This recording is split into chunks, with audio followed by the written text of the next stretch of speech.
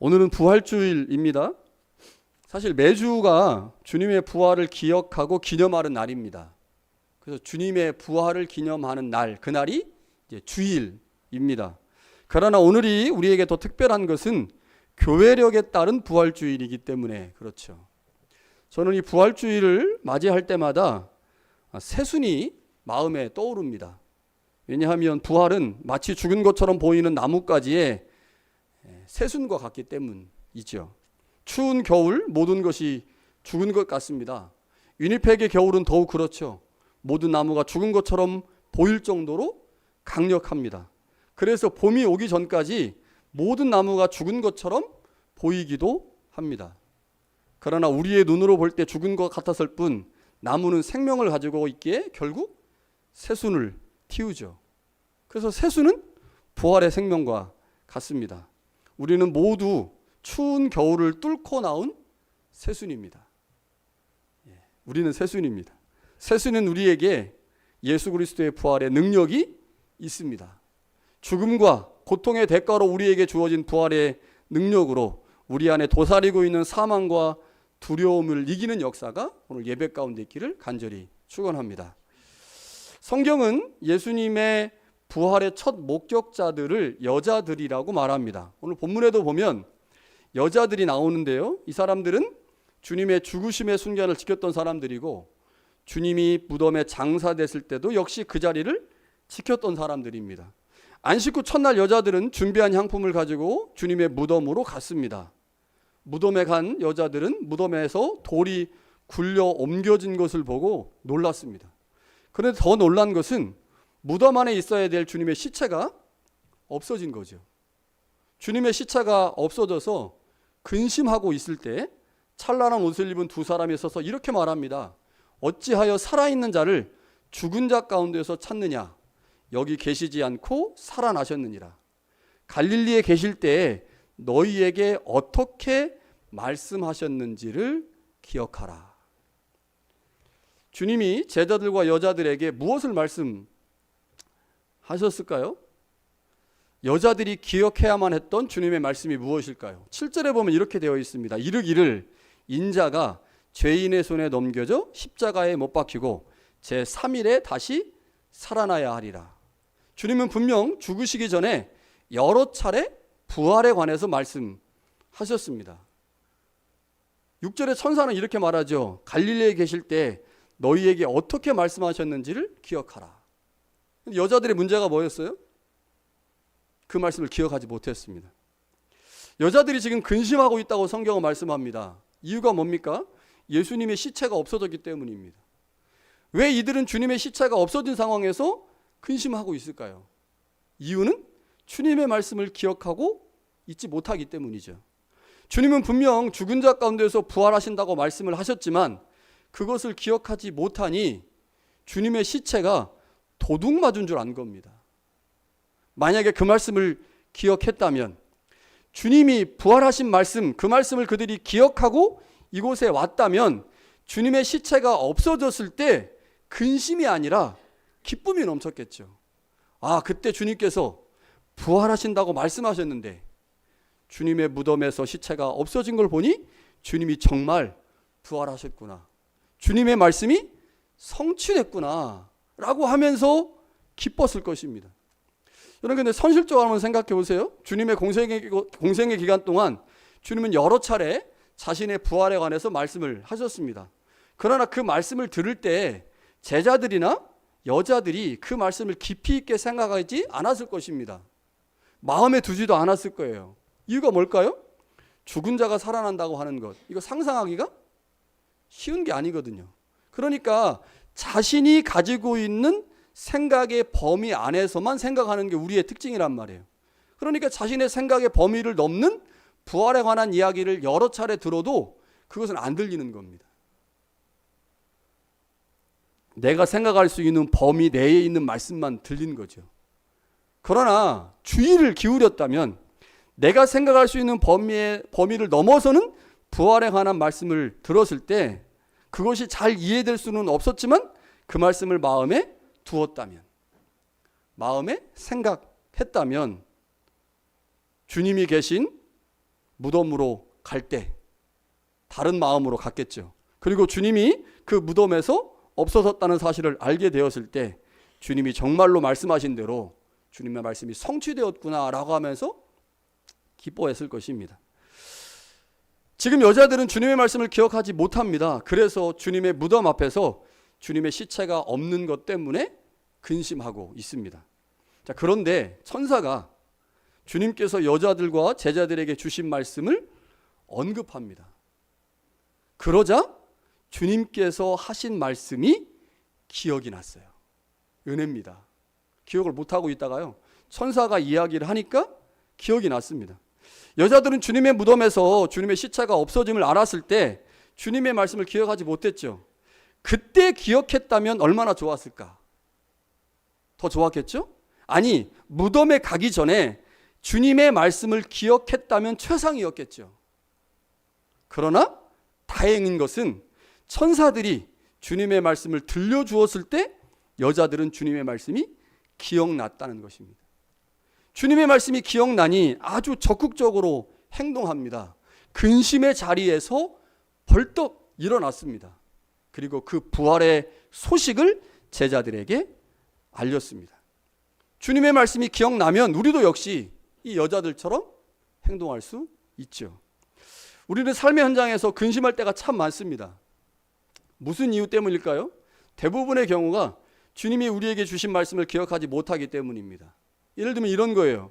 내가 모세와 함께 있었던 것 같이 너와 함께 있을 것이다.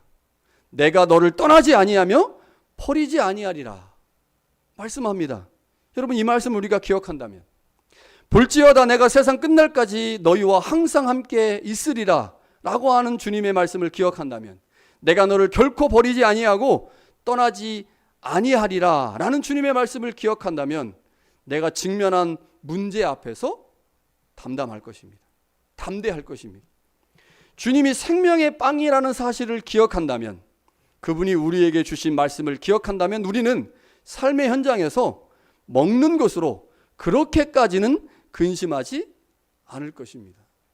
주님이 생명의 빵이시니까요. 그 말씀을 기억한다면 내 삶의 현장에서 닥쳐오는 먹고 사는 문제 때문에 그렇게 큰 근심에 빠지지는 않겠죠. 그 문제의 해결의 주체가 내가 아닌 주님이라는 사실들을 고백하게 된다면 그 문제를 해결하기 위해서 아둥바둥하지 않을 것입니다. 아둥바둥하는 대신에 삶의 자리에서 승리를 이끄시는 하나님께 그 모든 문제를 맡기겠죠. 그런데 문제는 무엇입니까? 우리는 주님이 우리에게 하신 말씀의 상당 부분을 기억하지 못합니다. 근데 언제 기억하지 못할까요?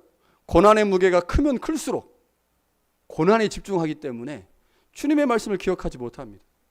주님의 말씀이 기억나지 않아서 내가 직면한 문제를 나 스스로 해결해야 한다고 생각하죠. 문제 앞에서 한없이 작아지는 나를 보면서 초라해지고 근심이 굴뚝까지 생깁니다.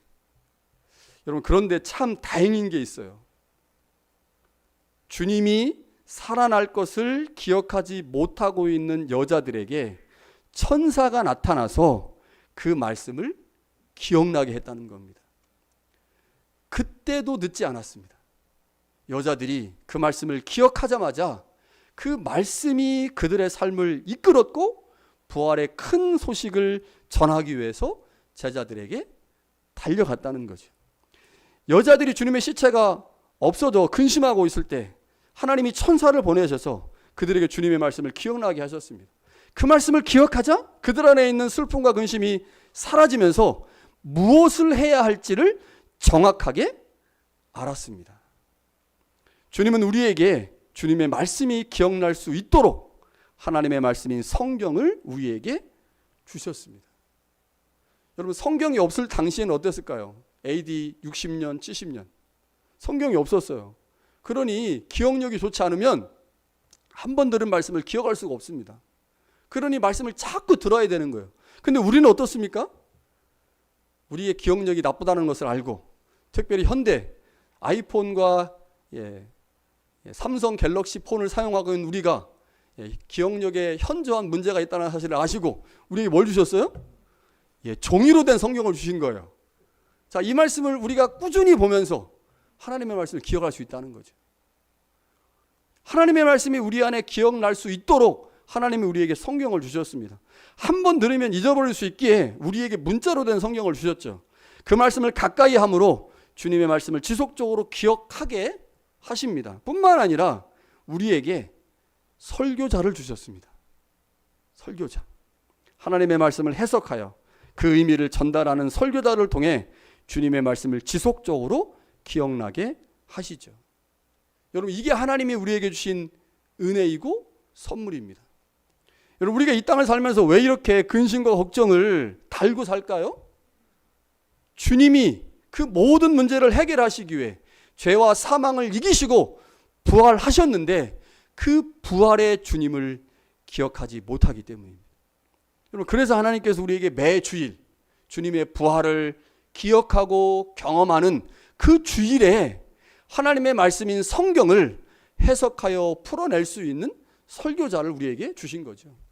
여러분, 그 말씀을 통하여 우리에게 끊임없이 찾아오는 근심과 걱정이 주님의 부활 안에서 해결되기를 하나님은 소망하시죠. 그리고 그 말씀이 기억되기를 원하고 계십니다.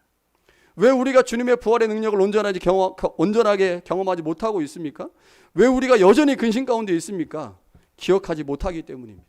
삶에 치여서 주님의 부활하심을 기억하지 못하고 있고, 삶의 무게가 너무 무거워서 주님의 부활하심을 기억하지 못하기도 하죠. 그러나 우리를 사랑하시는 하나님께서 부활의 영원한 생명이 우리의 삶의 자리에 들어와 우리 안에 있는 근심과 걱정을 이겨내기를 소망하시기에 오늘도 우리에게 끊임없이 하나님은 말씀하고 계십니다. 그 하나님의 놀라운 은혜를 우리의 삶의 자리에 가져와 그 부활의 능력을 경험하기 위해 우리가 해야 할 단 한 가지 일, 그것은 기억하는 것입니다. 오늘 우리는 예배 중에 성만찬을 하려고 합니다. 성만찬의 핵심은 그리스도를 기념하고 기억하는 것입니다. 성만찬은 기억하는 거예요. 주님께서 왜 돌아가셨고 무엇을 위해 십자가에 달리셨는지를 기억하는 것, 그것이 바로 성만찬입니다. 성만찬을 통해 우리는 주님과 제자들이 함께 하셨던 당시의 상황을 재현함으로써 그리스도께서 우리를 위해 십자가에 지셨음을 기억합니다. 떡을 떼면서 나를 위해 찢긴 주님의 몸을 깊이 묵상하고, 잔을 들면서 나의 죄를 위해 흘리신 새 언약의 보혈을 깊이 새깁니다. 기억하는 것, 이게 성만찬의 핵심입니다. 우리가 행하는 성만찬은 주님께서 체포되기 전 제자들과 함께 하셨던 마지막 유월절 만찬에서 시작되었습니다. 초대교회는 모일 때마다 함께 주님의 만찬을 먹었습니다. 성만찬은 예수 그리스도를 머리로 한 그의 지체들이 사랑의 식탁 교제를 하는 것이기 때문에 사실은 이것은 식사에서 시작됐고 식사의 의미를 매우 많이 가지고 있습니다. 그러나 현대교회에서 성만찬은 식사 개념보다는 의식적 개념이 매우 강하기 때문에 주님께서 마지막으로 행하셨던 그 만찬의 의미가 매우 약화되어 나타났습니다. 그래서 우리는 올해 3번의 성만찬을 통해서 만찬의 성격을 좀 부각해서 함께 식사하고 함께 나누면서 주님이 우리를 위해서 어떤 일을 행하셨는지, 그 주님의 놀라운 십자가의 사랑이 어떤 것인지를 서로 나누고 고백하는 시간을 가지려고 합니다. 그런데 오늘은요, 저희가 예배 후에 식탁 교제가 있잖아요.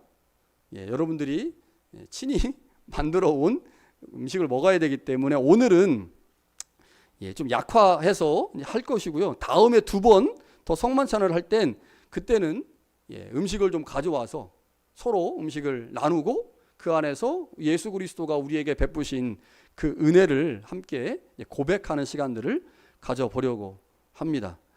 성만찬은 식사에서 시작됐습니다. 사랑의 식탁 교제를 하면서 주님의 죽으심의 의미를 기억하고 주님의 죽으심이 우리를 하나 되게 했다는 사실을 고백하는 것, 그것이 바로 성만찬입니다. 오늘 예배 후에 식탁 교제가 있기 때문에 오늘은 간략하게 진행할 것이지만, 그래도 주님의 몸인 빵과 주님의 피인 포도주를 받은 후에 여러분, 내가 받은 거 내가 먹지 말고 옆에 있는 분들에게 나눠주면서 같이 성만찬에 참여하면 좋겠습니다. 그래서 여러분들 그 식탁에 보면 세니타이저가 놓여 있어요.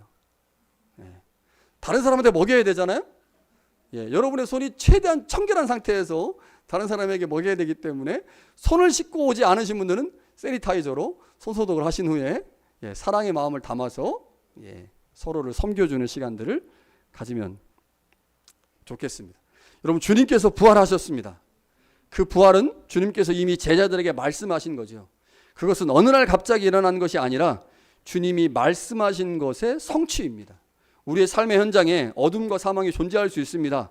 그러나 우리는 그 주님의 부활로 말미암아, 우리에게 약속하신 생명의 부활로 말미암아 그 사망과 어둠을 넉넉히 이길 수 있습니다. 여러분의 삶의 자리에 부활의 말씀이 기억되므로 그 말씀으로 여러분의 삶의 자리에 놓여 있는 많은 어두움을 쫓아낼 수 있는 거룩한 은혜가 여러분 가운데 있기를 간절히 축원합니다.